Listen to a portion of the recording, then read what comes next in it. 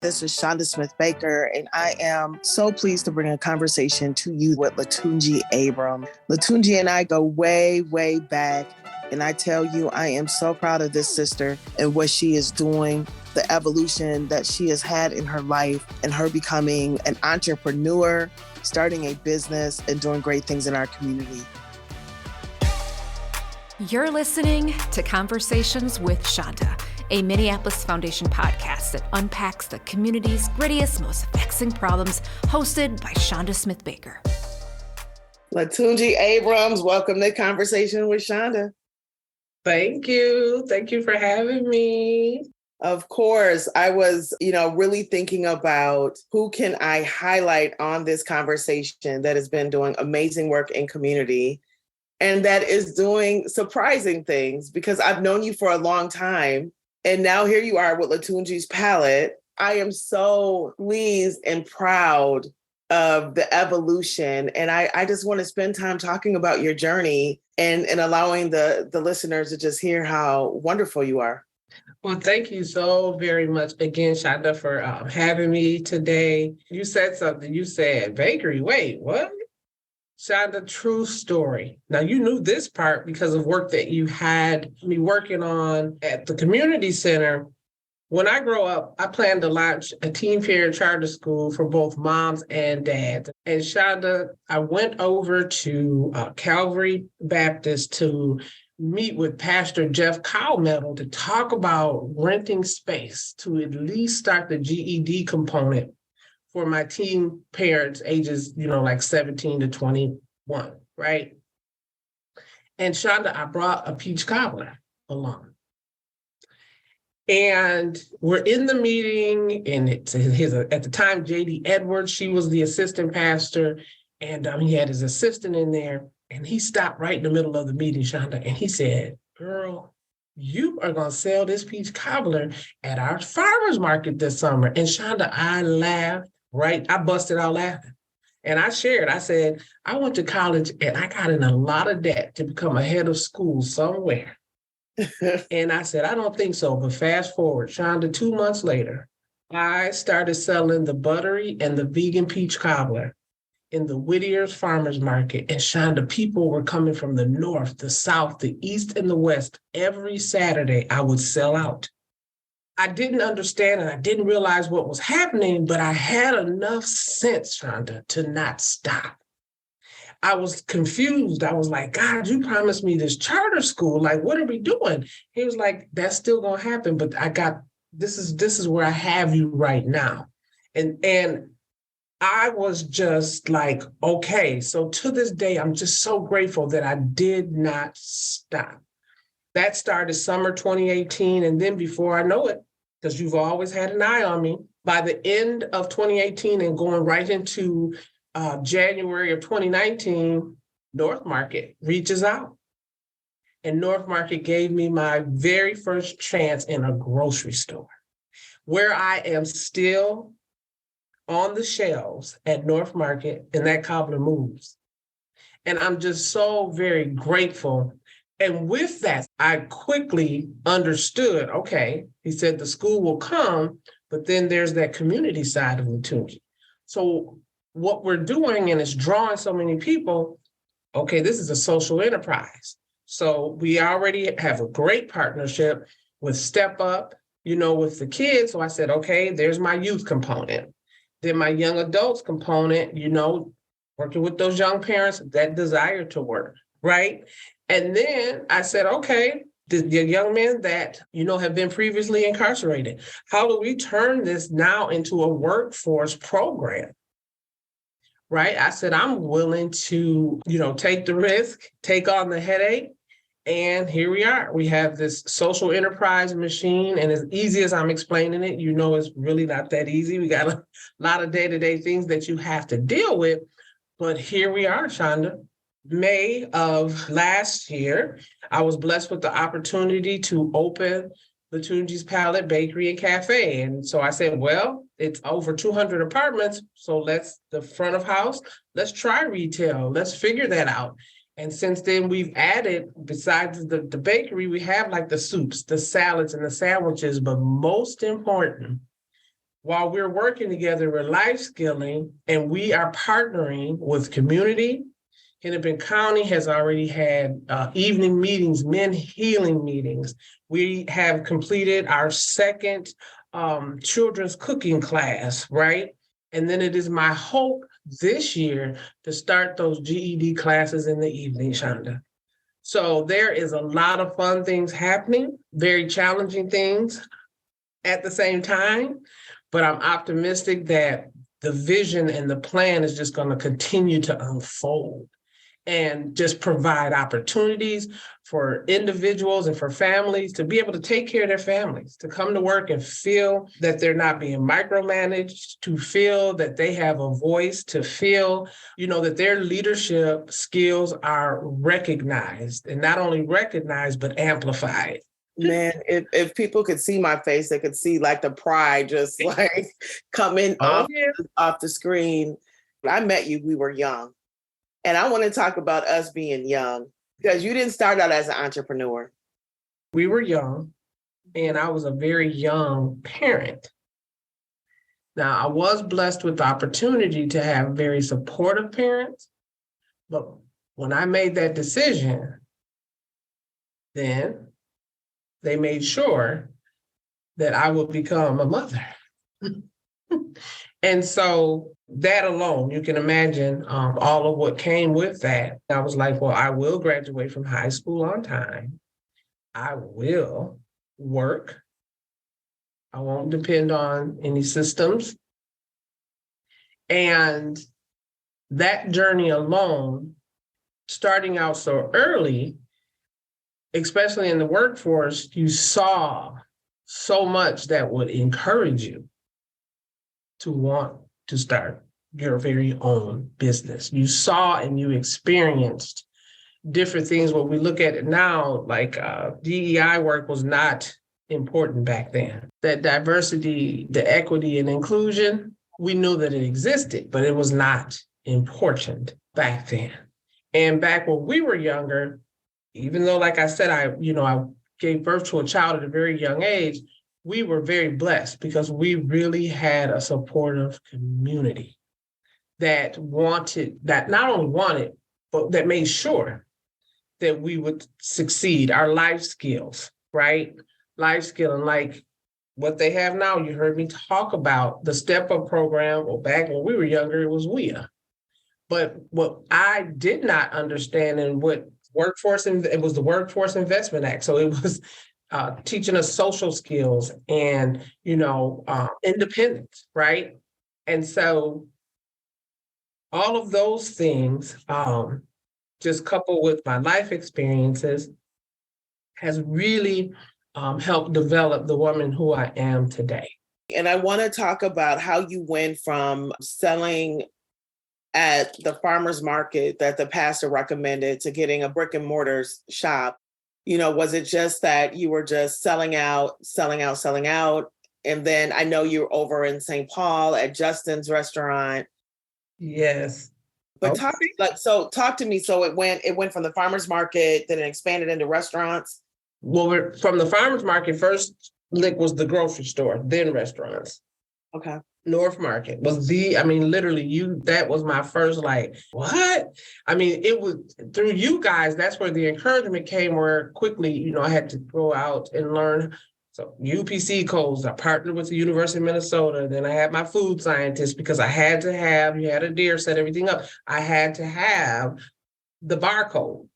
So then, of course, we're researchers. So then I learned about AURI, Agricultural Revitalization Institute here in Minnesota, partnering with those food scientists. Started with the farmer's market, grocery store, and then, yes, I went into restaurants. Sure did. And then what restaurants were you in or are you in? So from the grocery stores, we went into Pimento Jamaican Kitchen, Pimento Funky Grits, and then Trio plant-based, and then Fig and Farrow, right? Those experiences. And I'm sharing it with yep, I'm in this restaurant, that one, but it requires a lot of work, commercial kitchen, right? And so to answer your question, so then we're in all these restaurants and we're growing, right? And we're still doing more farmers markets. So from Whittier, then we went to the large Minneapolis farmers market. And that requires, to be in that licensed commercial kitchen. And Chanda, it will wear on you because typically you're sharing a commercial kitchen with at least 2 to 3 other vendors. Enough said. Refrigerator, freezer space, scheduling your time, right? How did this come up missing? All of those things. And I said, okay, it has to be more. Well, it was proof, it was evidence that the cobblers were providing a way of living for myself and then for staff. And one day I just parked my car because I had outgrown the commercial kitchen at the church. And I was moved over to a really nice commercial kitchen in Northeast. And Chanda, I just parked my car one day. And because all this new development where all these condos and townhomes, there's always these empty retail spaces on the first floor. I parked my car, Chanda, and I just started walking. I wasn't in the gut of downtown, but I was like in that Northeast area.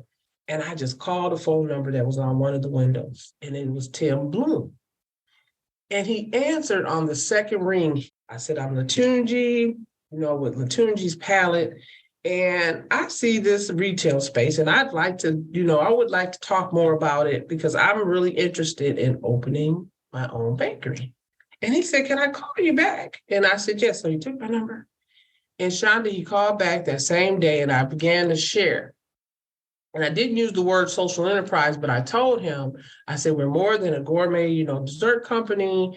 We work with young people, men that were, formerly incarcerated. And he said, can you come to my office? And at the time they were in the IDS Center. So when I went to that meeting, Chanda, to the Bloom folk, I took my apple cobbler. Oh. And I have a thumb drive. And at the time they were on the 18th floor in the IDS Center.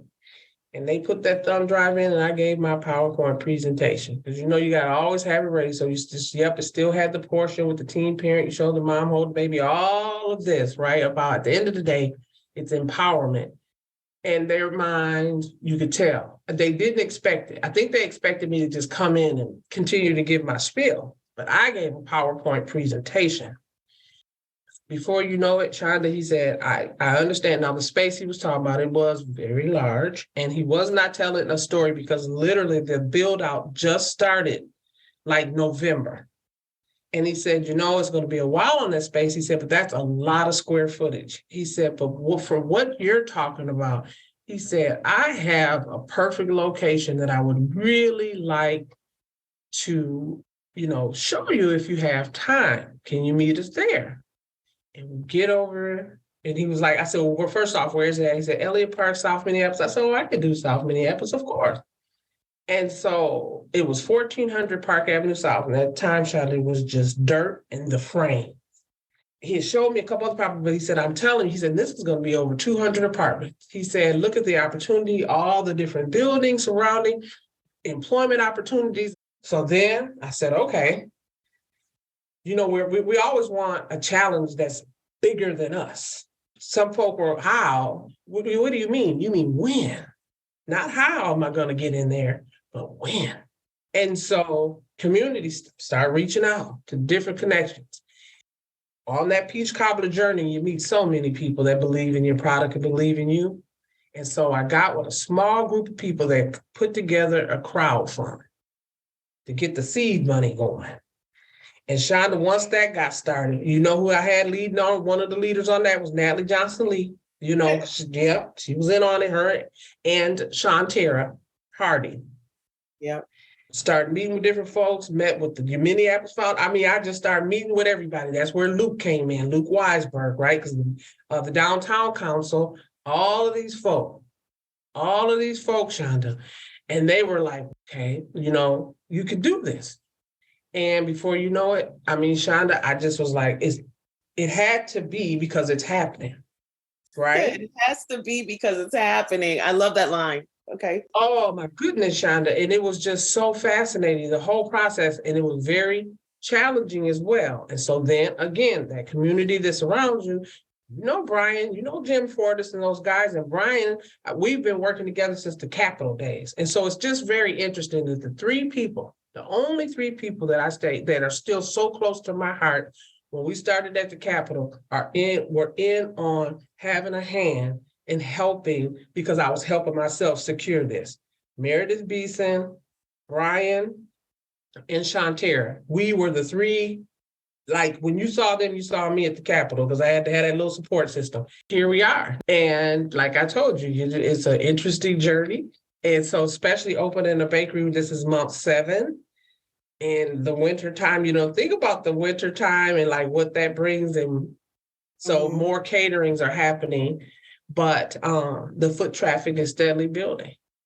I talk a lot about North Minneapolis, and I talk a lot about it more as I've moved into roles, because there is always a narrative about communities that have higher occurrence of violence, or maybe academic success isn't seen as a priority, or however people define it from outside. But when you're inside this community, the level of support and connection and collective accountability functions very differently than how maybe people from outside may understand it. For people that may not understand our community, what would you share with them?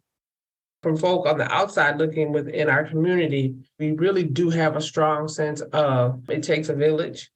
We have the Gen Xers and those guys that have come in and said, listen, Black Lives Matter. And they're very outspoken about it, right? That alone, what's even empowered and equipped them to say that is there had to have been an elder, someone that sparked that energy in those 2 young ladies that started the Black Lives Movement, right? So when a person is on the outside looking in, that's the best way I can describe it, Chanda, is trust and believe we're going to be all right. And probably the first thing they'll say is, well, why do you all not support each other? That's broad. Now, in every culture, you may have a little bit of that, but at the end of the day, the other thing is the young people say, especially the young kids that come and work with us, we all we got, as they say. Yeah, we all we got. Yeah. We're all we got.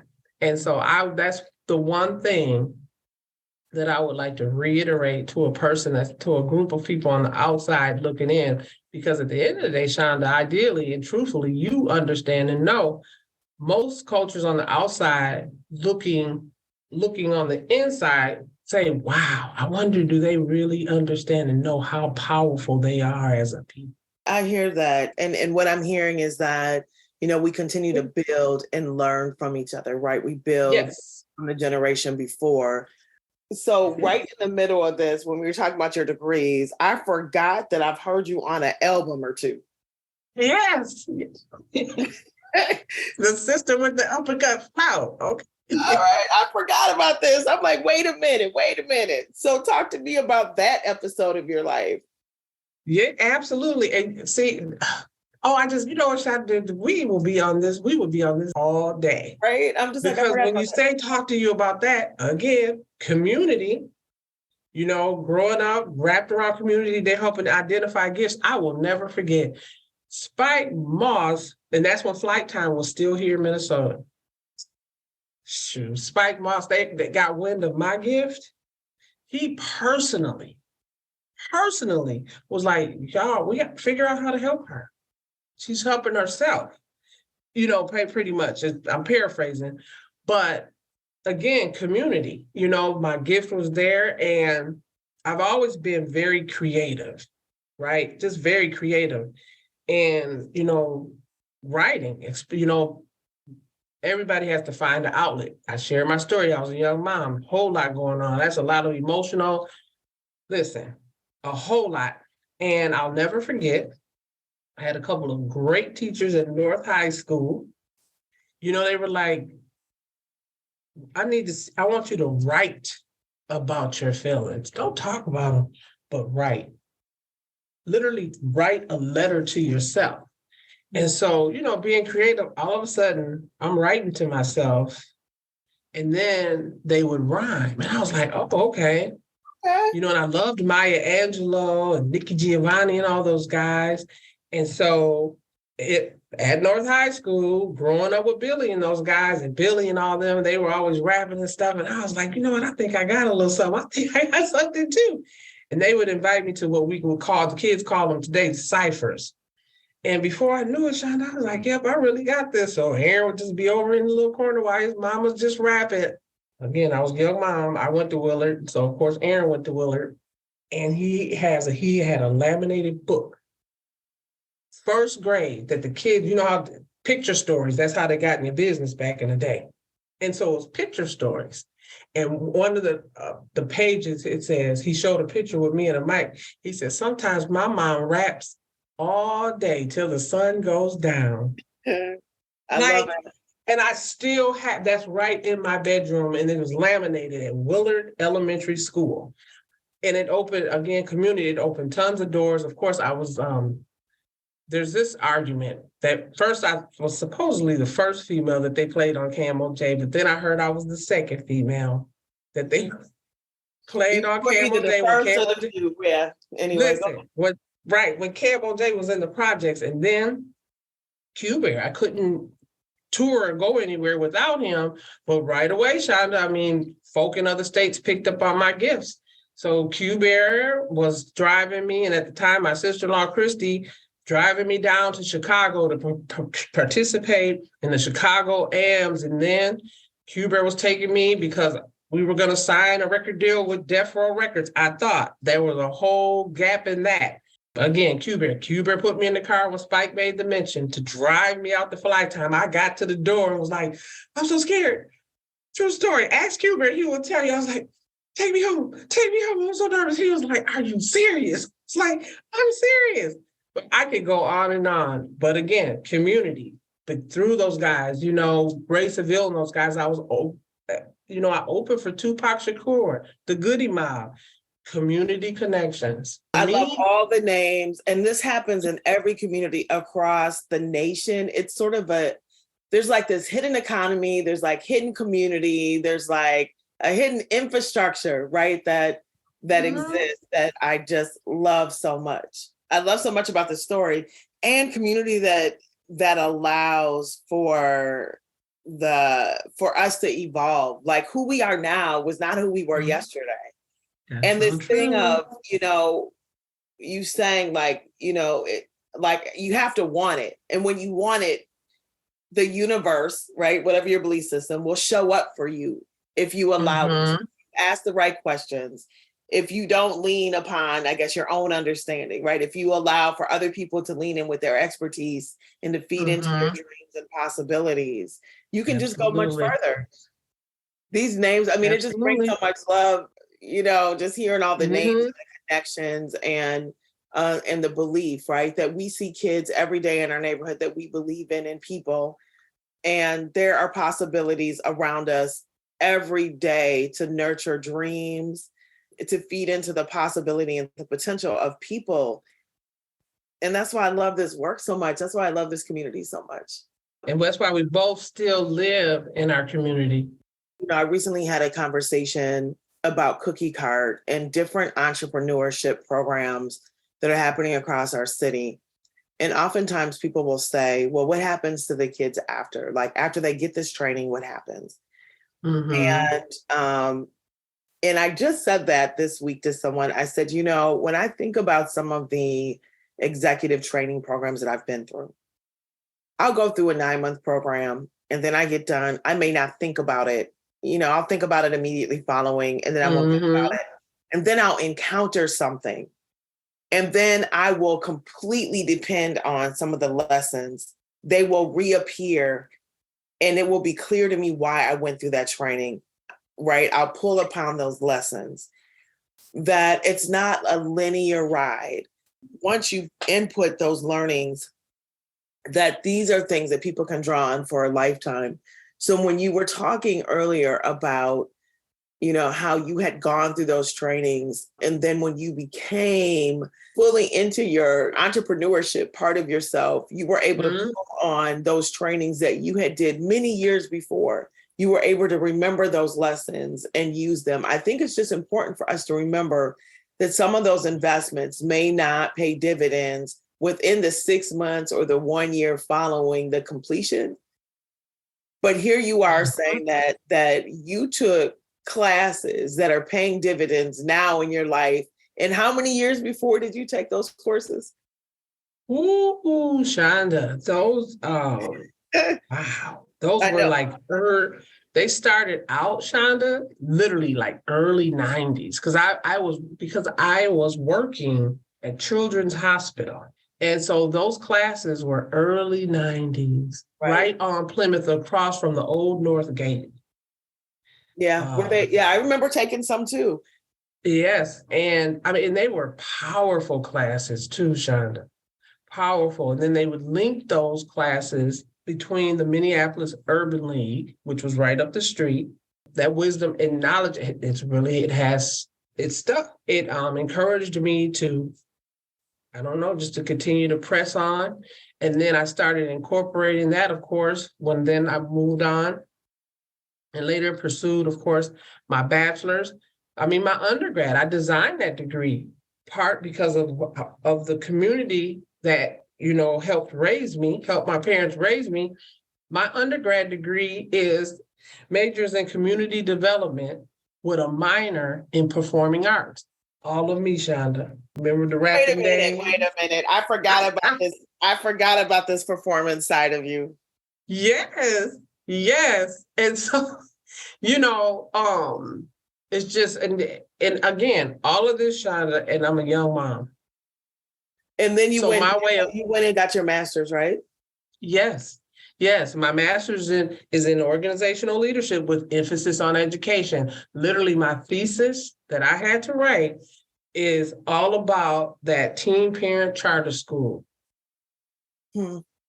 That for not just for mothers, but for moms and dads. No one in the U.S. to this date are doing that. There's no charter school that you can walk in and it's for young mothers and the young fathers. Now we know that's going to be a headache and a half, but I want that. You like the headache and a half. Oh, you can imagine. But I can handle it. I was down at Fair High School making it work. Okay, so yeah.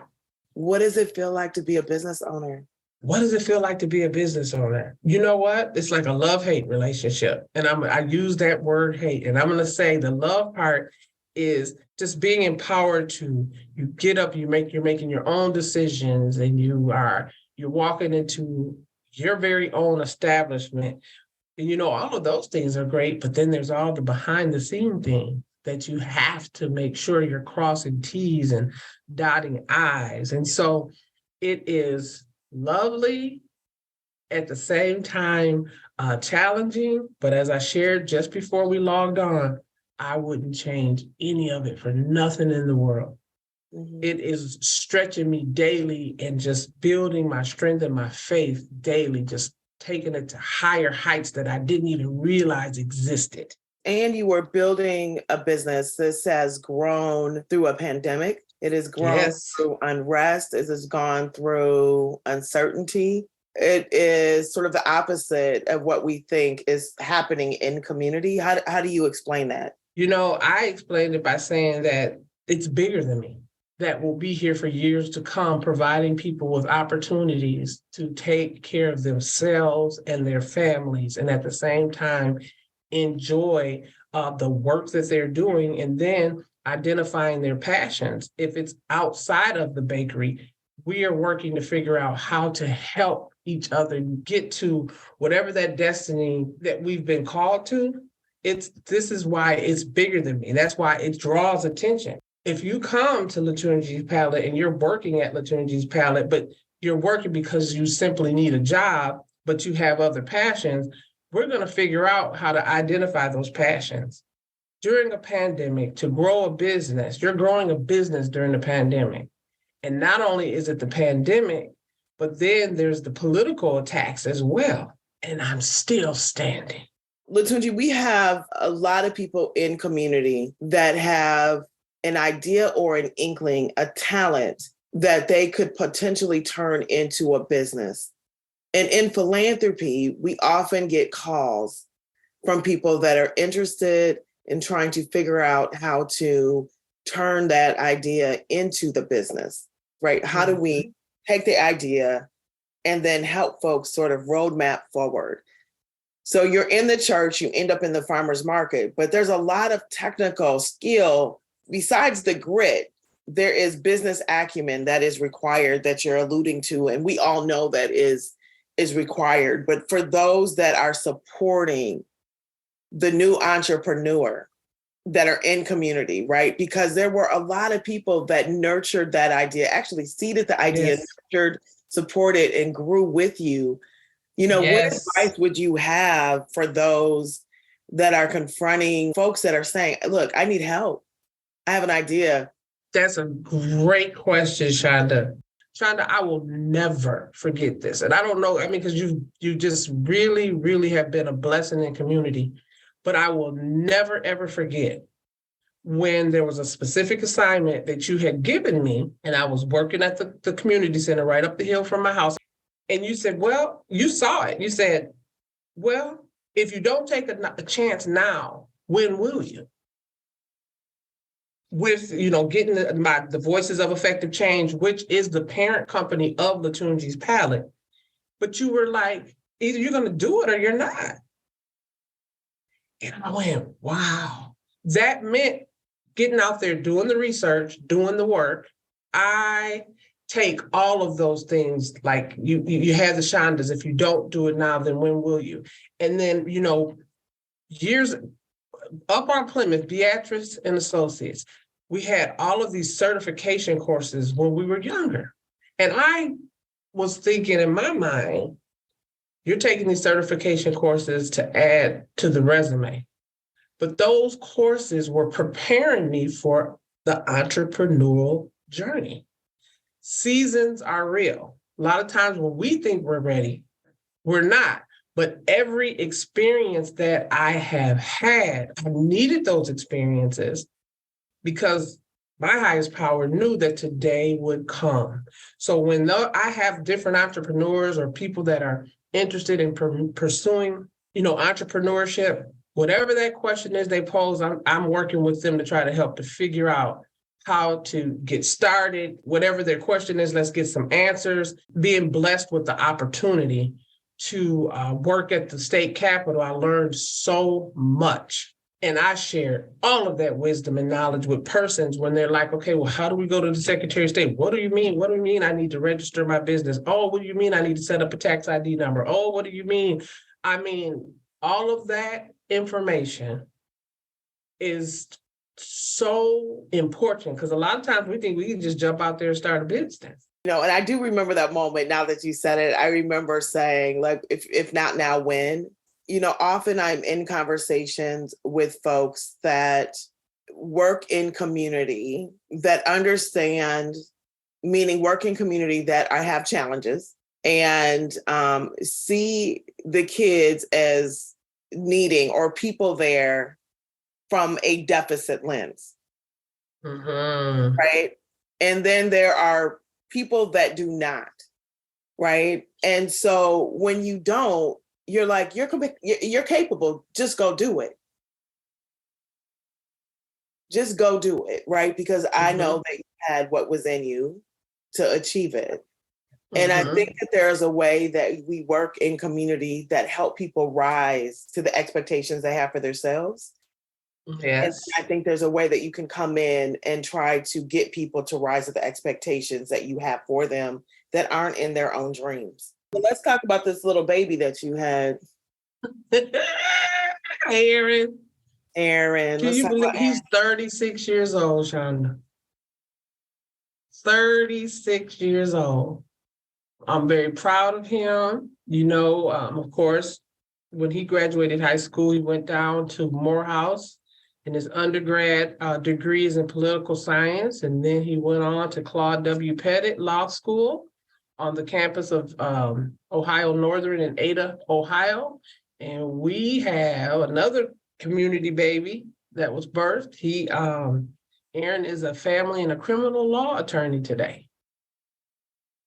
And we are proud of him. So listen, a lot of good stuff happening. So you're just out here breaking all the odds.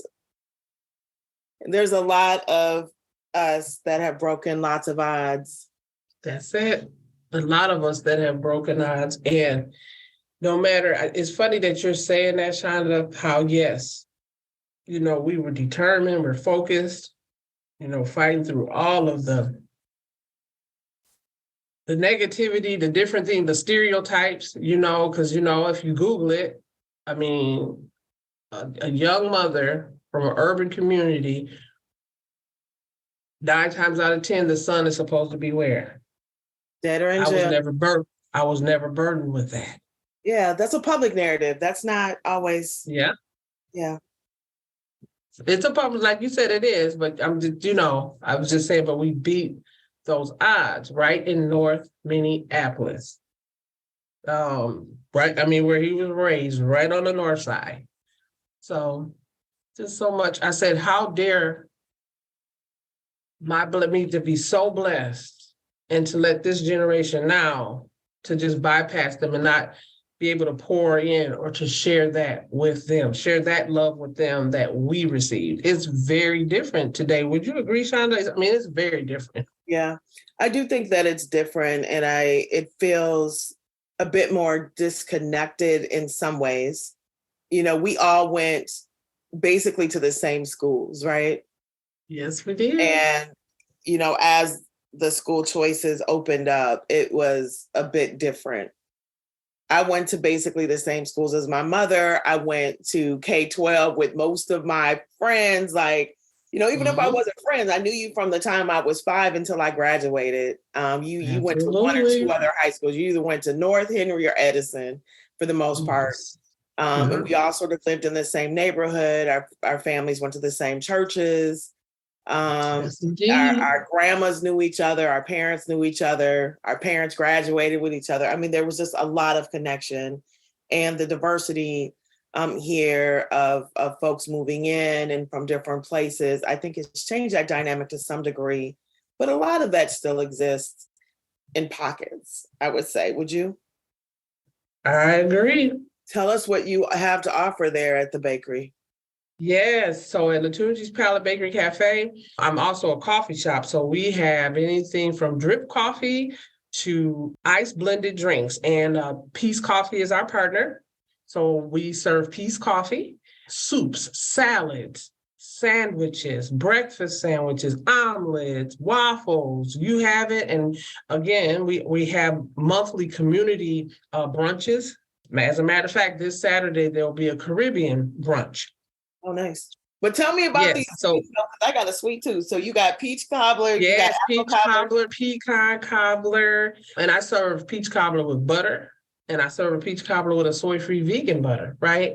But vegan, I have cheesecakes, lemon bundt cakes, lemon pound cakes, cookies, macaroons, coconut cake bites. And I have a refreshing drink called a Citrus Bliss.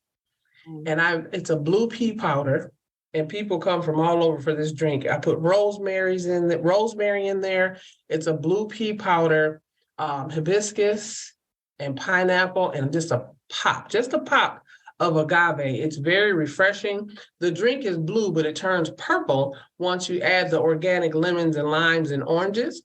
And so that's kind of like a go-to where people are like, wow. Now on my delivery platforms, I don't put any of those drinks, not even my coffees. I don't want to put the drinks out there, but bottled, like the bottled waters and Jarritos and all that, you can order those things online. So yes, we also, you can order your lunch online. Got you. So Lutunji, looking in the rear view, what would you wish you would have known as you started this journey? That since I've started this journey, that with all of your might, dig deep within to figure out your purpose. We are all born with purpose. And once you identify that purpose, pursue it with everything within. Because I promise you, I thought I knew my purpose I always looked at my baking, because I love to bake, as a hobby. But, we all have our different beliefs, and I believe in my highest power. And my highest power let me know, you thought it was going to be the school first, but all along I had this plan that provides a way of escape for you. Yeah.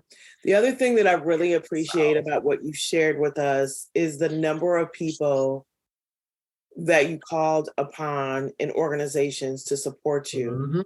Yes. And often, as we go through life, individually, as Mhm. leaders, as entrepreneurs, Mhm. I think, we sort of go silently in need and may think it's a sign of weakness, perhaps, to reach out and ask for help and support. And what I'm hearing from you is like you called people in, people showed up, you relied on it. And I think it's just a great story of, building community around you to actualize that vision that showed up for you, right? Yes. That you would Yes. not have been able to do it alone, that you actually needed Neon, you actually needed Shantara and Natalie, you needed. Yes. Absolutely. And that speaks volumes to the importance of building and sustaining meaningful relationships. So much comes along with that. Even if you're not an entrepreneur, even working a 9 to 5, it's so important to build meaningful and sustainable relationships that empower you to do better and to be better. Mm-hmm. There's that saying, you don't want to be the smartest one in your circle. If you are, something's wrong. Something is wrong. But thank you so much for pointing that out.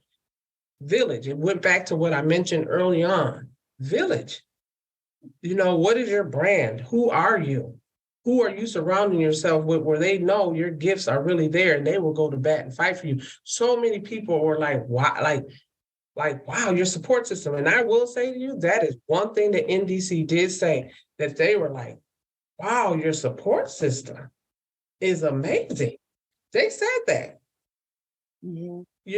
and so that's so important. That's so important. Dig deep within, find out, what your purpose is, identify that purpose, and you have people that are going to help you bridge the gaps. Yeah. You just have to be open, willing to accept. You don't want, you're not trying to let everyone speak into your ears, but you'll feel it when you know who that person is that you need in your corner.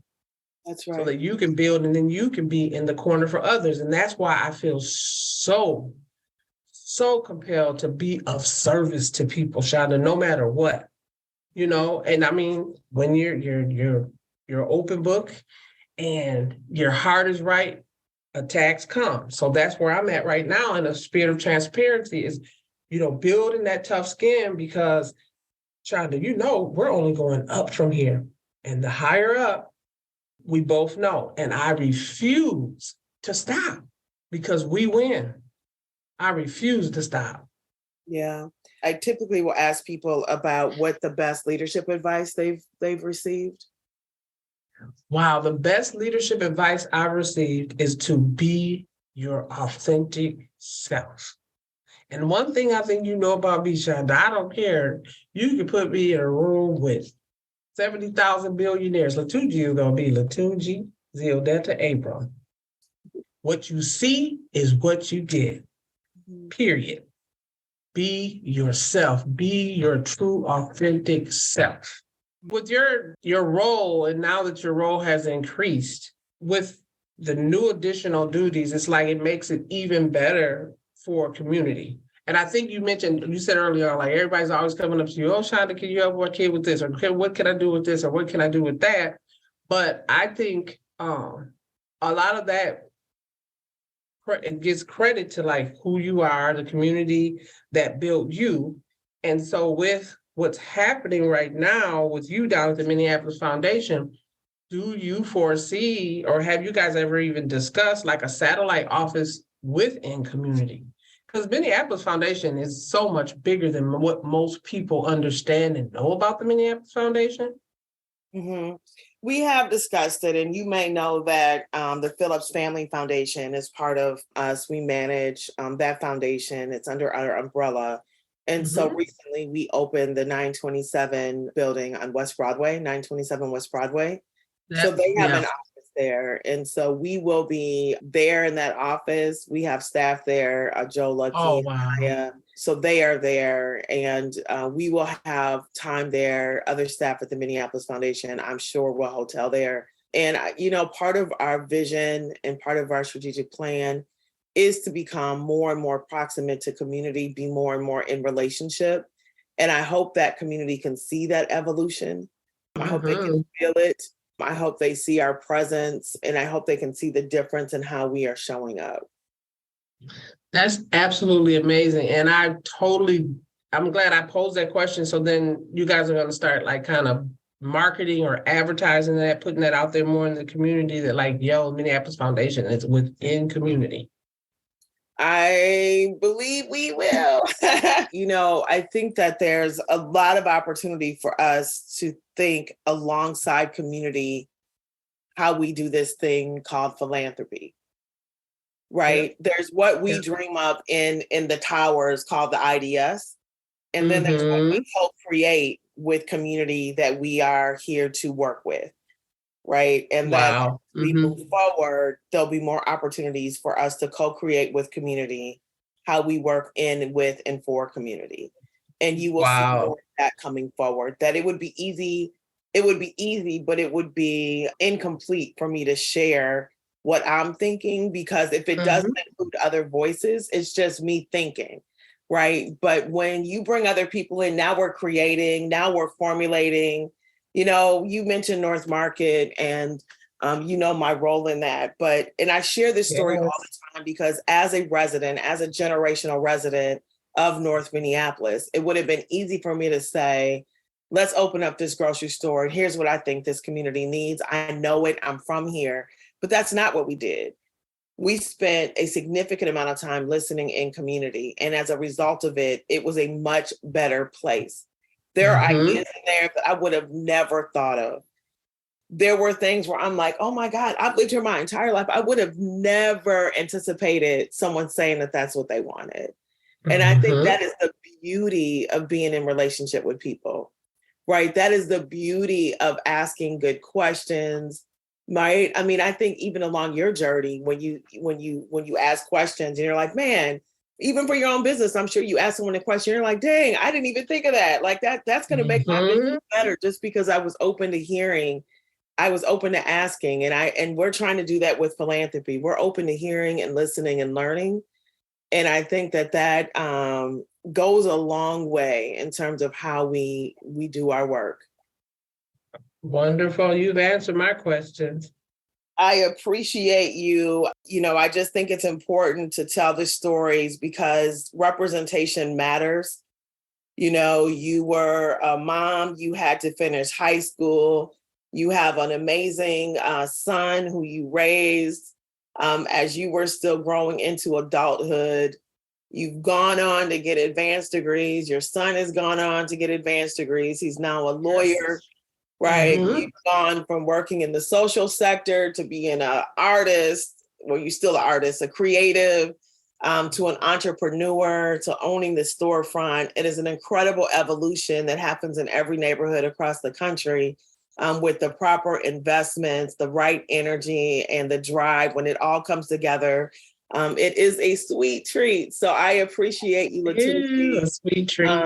It's a sweet treat. I'm so proud of you. And I will be in there to get me some of that tea and some cobbler. All right. Or we can deliver to you. We cater. But I do want you guys to come. We will come, and it's important for us to lift up our entrepreneurs and community. We believe in buying local. We believe in celebrating our local entrepreneurs. And we know that it's not easy, especially in those first couple of years. So to the listeners, here's an opportunity for you to support a local entrepreneur. Community, I hope you were inspired by Lutunji Abram's story. an entrepreneur, a person that understands that in order for you to move forward in life successfully, you have to rely on the community that has been around you. You have to manage those relationships. And when you don't know what you don't know, you lean on the relationships and the expertise that are from your community. Take care and make it a great week. And that's Lutunji Abram and our host, Chanda Smith-Baker. If you enjoy this show and want to learn more about what we do here at the Minneapolis Foundation, please visit us online at minneapolisfoundation.org.